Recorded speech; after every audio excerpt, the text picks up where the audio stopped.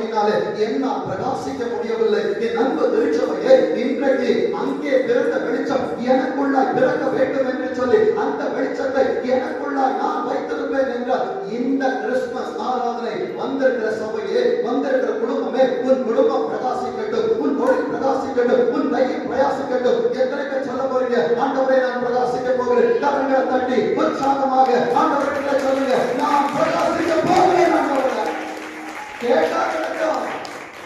அழகு குழந்தைக்குதான் அம்மாவால பால் கொடுக்க முடியும். பிள்ளை விளையாடிட்டே இருந்தான், அவன் சந்தோஷமா இருக்கிறான். என் ஆண்டவரிடத்திலும் ஆண்டவரும் அப்படிப்பட்டவர் தான். அறியாத காலங்களில் அவர் மௌனமாக இருந்தார், அவர் காணாதவரை போல இருந்தார். என்றைக்கு தெய்வத்தை தெரிந்து கொண்டாயோ அன்றிலிருந்து நீ ஆண்டவரோடு பேச வேண்டும் என்று அவர் எதிர்பார்த்து கொண்டிருக்கிறார். வேதம் சொல்லுகிறது. அந்த நல்ல செய்தி என்ன சொன்னாங்க தெரியுமா? 10வது வசனத்தை